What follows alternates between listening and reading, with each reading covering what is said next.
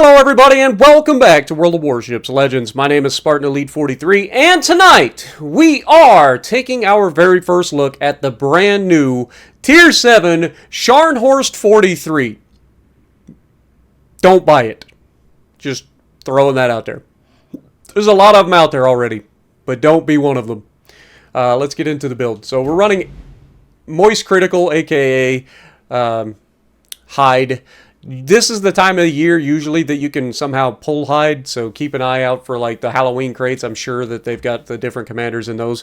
But generally Hide comes out, Henry J. Hide comes out in commanders, so keep an eye out. But we have Franz von Hipper, Haruna. We've got Flammable Cannoneer, which is a joke. There's no reason to play Flammable Cannoneer, honestly. But what else are you going to run? You're going to run Brawler, nerf your range so you can't shoot anything.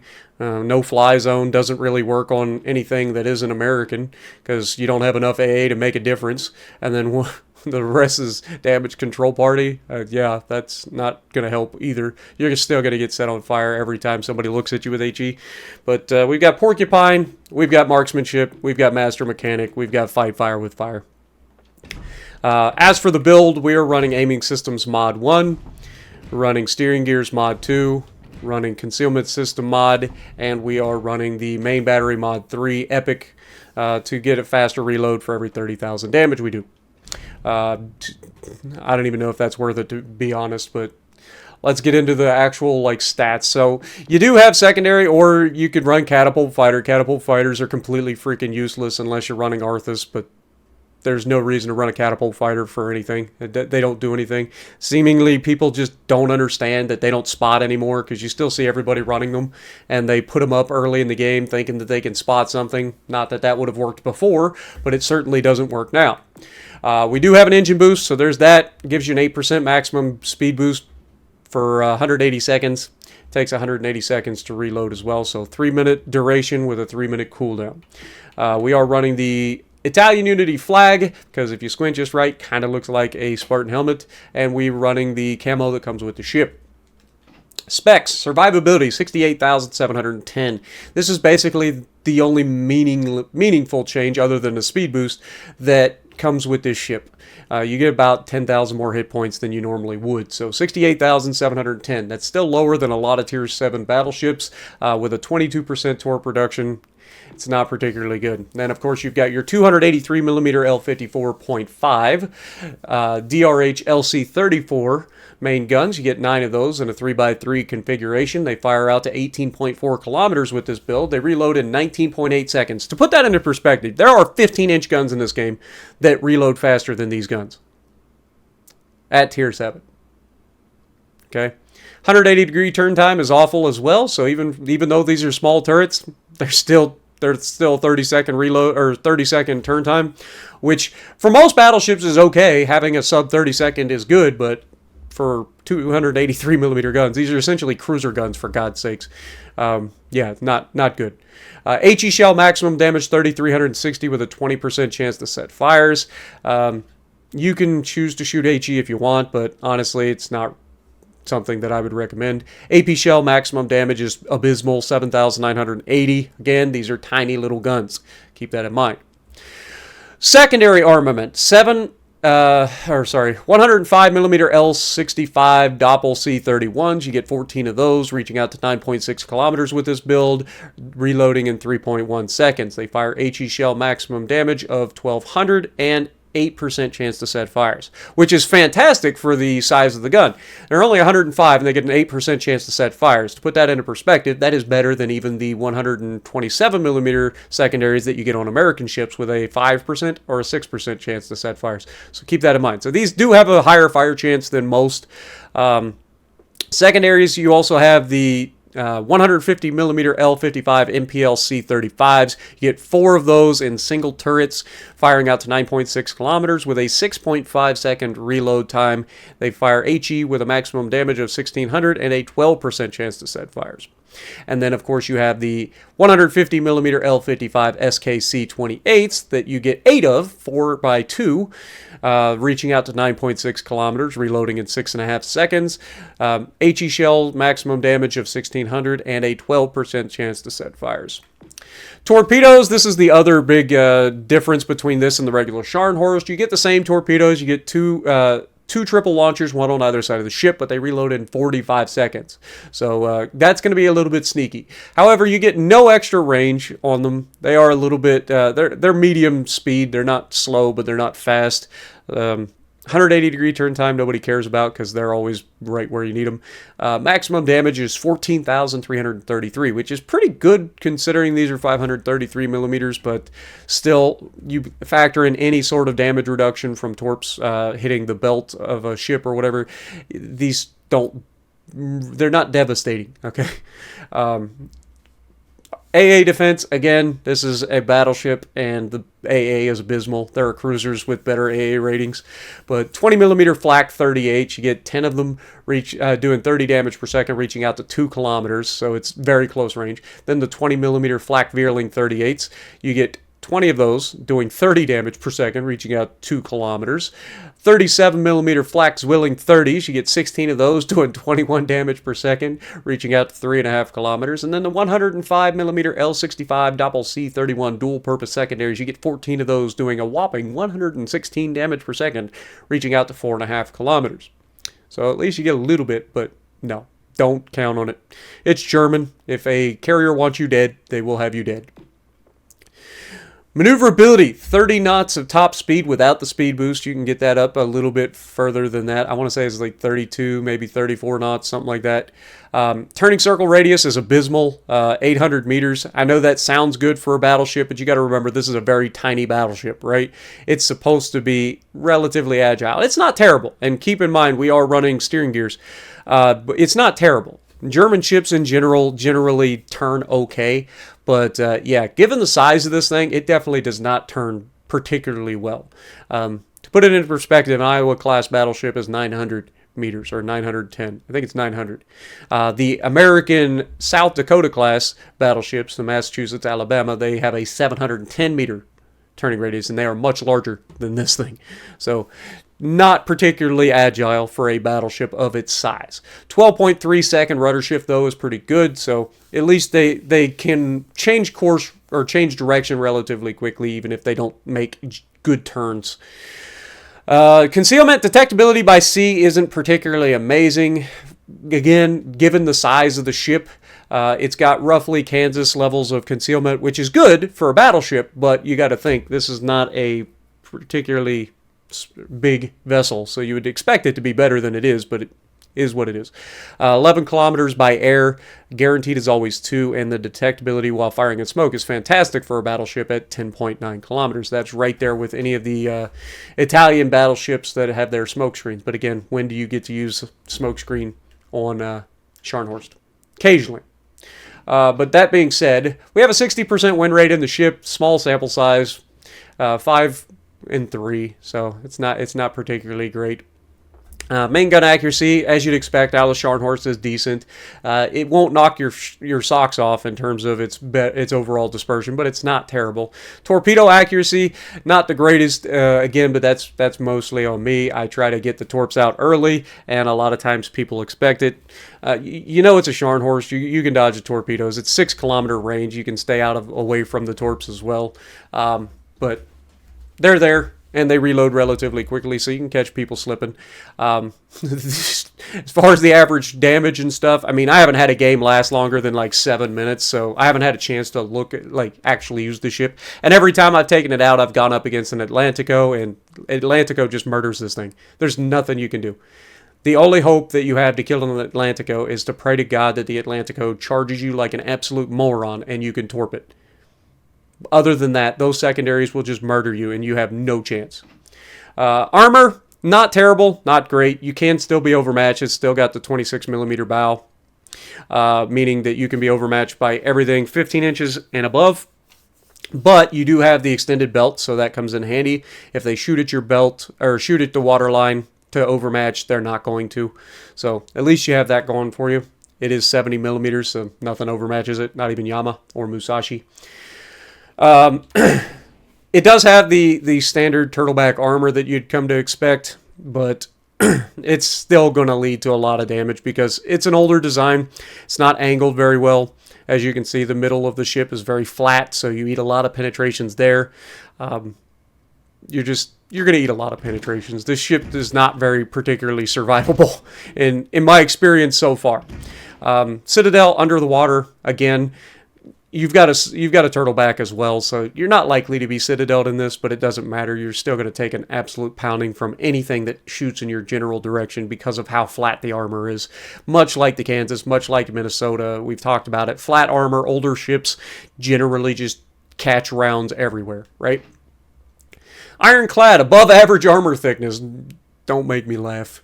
Rapid reload. Yes, it technically does, but it's still overmatchable, which makes it one of the only battleships there with the Constellation and stuff like that can be overmatched at the tier. So that's not what I would call above average. Rapid reload, above average torp reload speed. We already talked about that. 45 seconds is pretty good for the torps. Secondary reach, above average secondary battery range. I mean, yeah, it's above average, but it's still below average for any secondary battleship. So at the tier. Trying to get within 9.6 kilometers at tier 7 when you're going to be over, like, just outgunned at every turn is not fun. Scharnhorst 43, the lead ship in a series of 2 battleships designed for raiding operations, entered service a few months before the outbreak of World War II. Scharnhorst conducted her first battle raid in November 1939. It was followed by support for troop landings in Norway, a raid into the Atlantic Ocean, and a breakthrough across the English Channel. In 1943, the battleship was transferred to Norway to attack enemy Arctic convoys. On December 26, 1943, Scharnhorst, flying Rear Admiral Eric Bay's flag, was sunk in battle by an Allied squadron off of North Cape. She entered service in 1943. There were 2 of them in the series.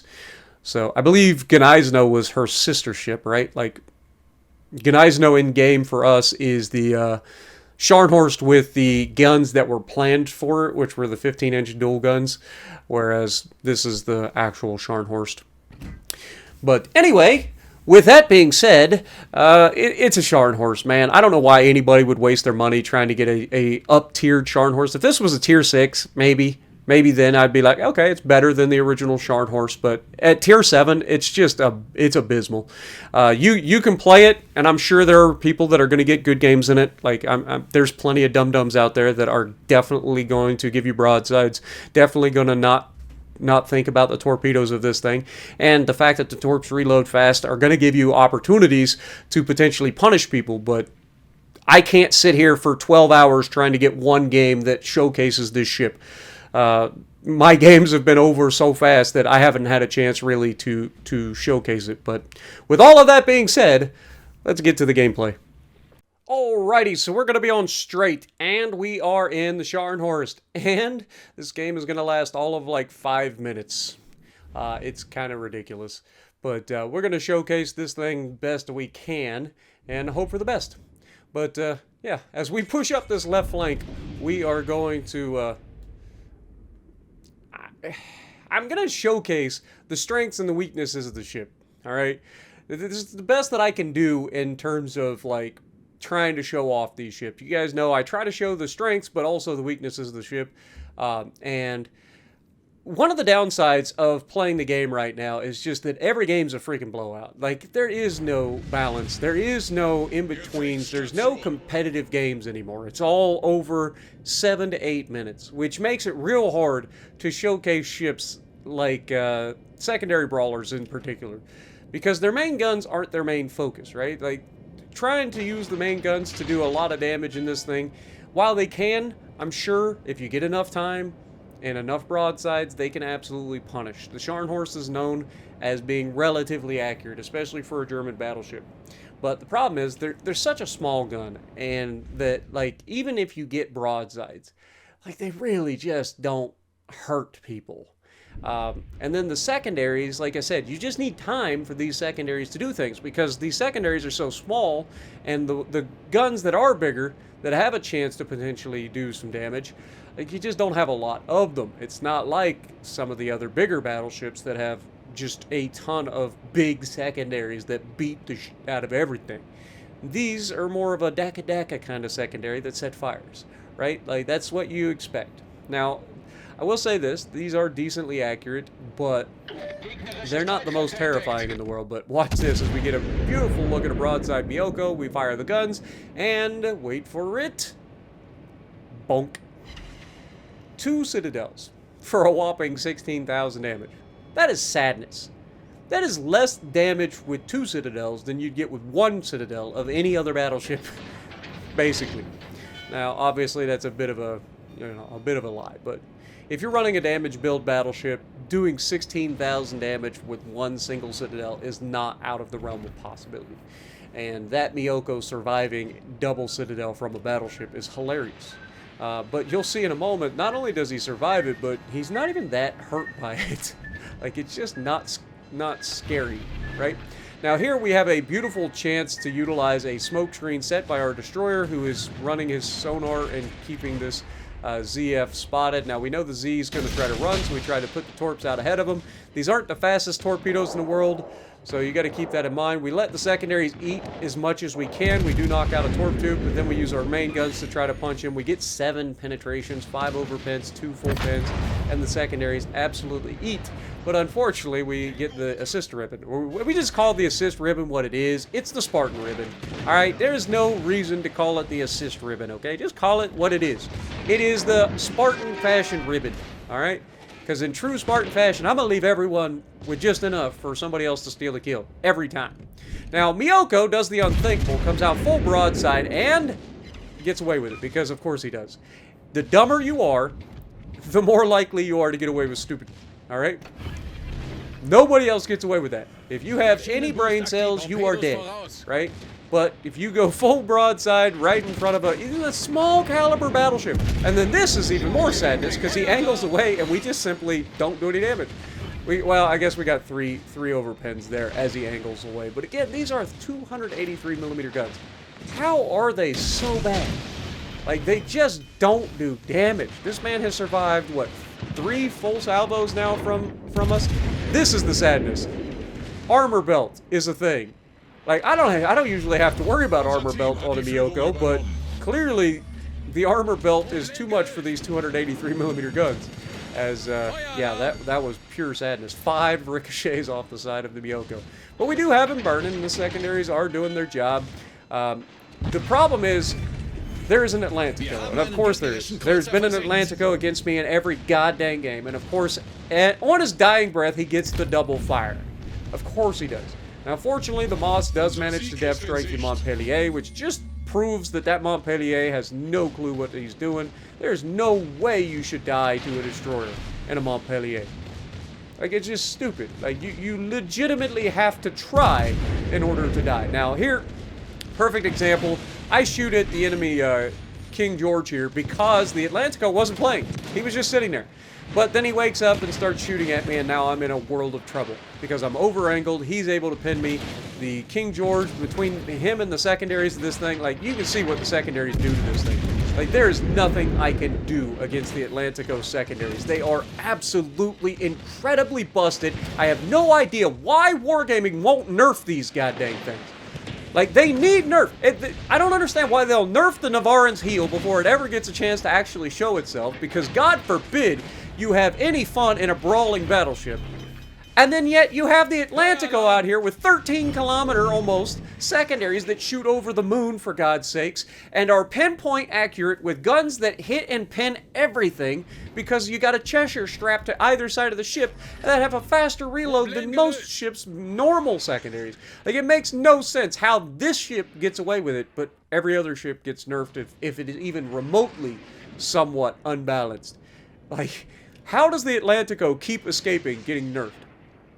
But Spartan, they already nerfed the commander. No, they didn't. What did they nerf? Please. What, did they get a 0.1 kilometer difference in the secondary range? Like, the stupidity of the Atlantico secondaries needs nerfed. Period. Alright? Whether it's the commander or the ship itself, those secondaries need nerfed. The ship has no superstructure. It sits very low in the water. It's very difficult to damage unless the person driving it is a complete idiot and just sits broadside to you. Or runs into a wall of torpedoes, like he just did. But Like, the Atlantico is incredibly busted. Anybody that says it isn't is lying. Period. It is literally a brain-off type of ship. But Gneisno does go down. We've managed to survive long enough to like get ready to heal again, and of course this team is completely raffle stomped. So how dare I try to survive and get another heal off? I should have just charged out like a maniac, because that's the only way you can get anything entertaining to happen in a match anymore. Like, it's so annoying, man. It's so annoying. It's so stupid. I'm so tired of every game being like this. Every game. It's not, ooh, it's update day. It's not, it's the weekend players. It's every game, every day, all the time. It is absurd. But we come around the corner after getting our heal back, and we slap the King George's broadside. We get the secondaries working on them as well. We've already got 2 assist ribbons. We've got 1 kill. We get another assist ribbon. Like I said, this is literally the in true Spartan fashion medal. All right, that's what it is. Now, I know Aram was trying to farm the new Kraken assist, which is the Helping Hands medal, but you don't have to farm it, dude. It'll happen organically. At least it does. It will for me at some point. Like, I'm not worried about farming it, because God knows I just did 4 of them without even trying. But top of the leaderboard, 2,300 base XP. If you want to spend your money to grab a Scharnhorst that is slightly better but gets up-tiered, more power to you. But honestly, there's no reason to. I guess the other good thing about it would be the fact that it's a premium tier 7, so it would get the better credit bonus than the tier 6 gets, because the tier 6s used to get it, but then they moved it to tier 7 because now they added tier 8s. Whatever. Wargaming has made this game so goddamn convoluted that it doesn't make any sense. So let me know what you guys think down in the comments below, and if you like what I'm doing, punch the like button, leave a comment below, subscribe to the channel if you haven't already, and as always, I will see you in the next video.